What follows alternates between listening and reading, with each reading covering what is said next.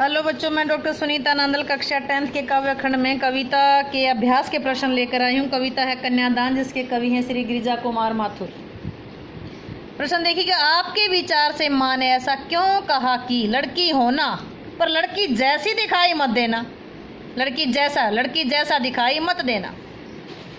माँ के इन शब्दों में लाक्षणिकता विद्यमान है। लड़की होने का मतलब है उसमें कोमलता, सुंदरता, शालीनता, सहनशीलता, ममता, माधुर्य आदि स्वाभाविक गुण होते हैं। एक लड़की में कोमलता, सुंदरता, शालीनता, सहनशीलता, ममता, माधुर्य आदि स्वाभाविक गुण होते हैं। उनके इन गुणों के कारण ही परिवार बनते हैं और समाज का विकास होता है। किन गुणों के कारण? कोमलता, सुंदरता, शालीनता, सहनशीलता, ममता और माधुर्य, ये स्वाभाविक गुण हैं। इन गुणों के कारण ही परिवार चलते हैं, समाज का विकास होता है। माँ के कथन के अनुसार इन गुणों का होना बहुत ज़रूरी है, किंतु साथ ही माँ का ये कहना कि लड़की जैसा दिखाई मत देना, इसका अर्थ है उसमें सामाजिक स्थितियों अथवा अन्याय का शोषण करने का विरोध करने का साहस भी होना जरूरी है। ये गुणों का होना आवश्यक है, लेकिन सामाजिक स्थितियाँ और अन्याय या शोषण का विरोध करने का साहस होना भी जरूरी है। उनमें सचेतता यानी कि जागरूकता, सजगता आदि गुण भी होने चाहिए। उसे डरपोक नहीं होना चाहिए। जहाँ उसके मन में कोमलता, मधुरता और ममता के भाव हैं, वहाँ अन्याय और शोषण का विरोध करने का साहस भी होना चाहिए। इन गुणों के साथ साथ अन्याय और शोषण का विरोध करना भी आना चाहिए। नेक्स्ट देखिएगा, आग रोटियां सेकने के लिए है, जलने के लिए नहीं। इन पंक्तियों में समाज में स्त्री की किस स्थिति की ओर संकेत किया गया है? इन पंक्तियों में समाज में स्त्री की किस स्थिति की ओर संकेत किया गया है? इन पंक्तियों में कवि ने समाज में विवाहिता नारी की दशा की ओर संकेत किया है। आज हमारे समाज में दहेज प्रथा और सामाजिक बंधनों की आग बहुओं को बहुत तेजी से निगलती जा रही है। दहेज प्रथा और सामाजिक बंधनों की आग बहुओं को बड़ी तेजी से निगलती जा रही है। आज वर पक्ष के लोग कन्या पक्ष से अच्छी, सुंदर, पढ़ी लिखी और नौकरी करने वाली कन्या ही नहीं चाहते, बल्कि उसके साथ बहुत सारा दहेज भी चाहते। आज वर पक्ष के लोग कन्या पक्ष से अच्छी, सुंदर, पढ़ी लिखी व नौकरी करने वाले ही कन्या नहीं चाहते, बल्कि बहुत सा दहेज भी चाहते हैं। यदि वह दहेज नहीं लाती तो उसके सारे गुण नगण्य हो जाते हैं। दहेज ना मिलने पर बहू के साथ बुरा व्यवहार किया जाता है, उसे हर प्रकार से तंग किया जाता है। इतना ही नहीं, लोभ के चंगुल में फंस करके बहू को आग में झोंक दिया जाता है या फिर आग में जल मरने के लिए मजबूर कर दिया जाता है। कवि ने नारी जीवन के इसी यथार्थ की ओर संकेत किया है। नारी की दशा अत्यंत शोचनीय है, दयनीय है। कवि ने नारी की इस दशा के प्रति सचेत भी किया है, जागरूक भी किया है। नेक्स्ट, माँ ने बेटी को सचेत करना क्यों जरूरी समझा? माँ ने बेटी को सचेत करना इसलिए जरूरी समझा क्योंकि वह अनेक अन्य बहुओं की भांति आग में अपना जीवन ना खो दे। उसकी बेटी अन्य लड़कियों की तरह अपना जीवन ना खो दे।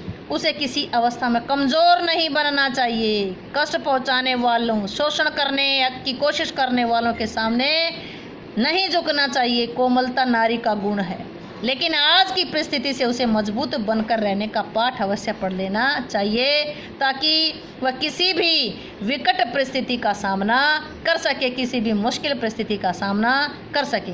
उसे लड़की जैसा तो बनना चाहिए, लेकिन उसे अन्याय और शोषण का डटकर मुकाबला करना चाहिए। नेक्स्ट, पाठिकादि व धुंधले प्रकाश की कुछ लय तुकों और कुछ लयबद्ध पंक्तियों की। इन पंक्तियों को पढ़कर लड़की की जो छवि आपके सामने उभर कर आती है, उसको शब्दबद्ध कीजिए। लड़की सरल स्वभाव की होती है।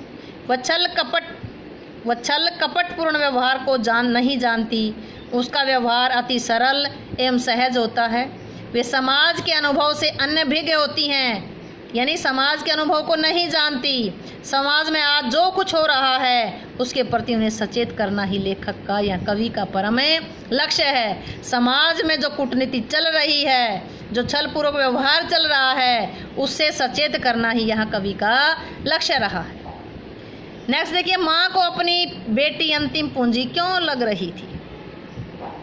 माँ को अपनी बेटी सच्ची सहेली की तरह लगती है, क्योंकि बेटी ही माँ के लिए हर सुख दुख की साथी होती है। माँ बेटी के साथ हर प्रकार की बात कर लेती है। बेटी माँ को अच्छी सलाह देती है, हर काम में उसका हाथ बटाती है। इसलिए बेटी माँ की एकमात्र पूंजी है, जो विवाह के बाद अपनी ससुराल चली जाएगी और उसके बाद माँ उसके बिना अकेली पड़ जाएगी। इसलिए माँ को अपनी बेटी अंतिम पूंजी लग रही है।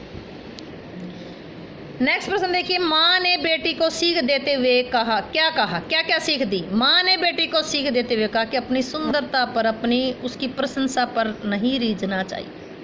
कोई तुम्हारी बड़ाई करे, वो सुंदर हो तुम अपनी सुंदरता और उसकी प्रशंसा पर नहीं रीझना चाहिए, क्योंकि वह उसकी कमजोरी बन जाएगी, दूसरे लोग उसका लाभ उठाएंगे।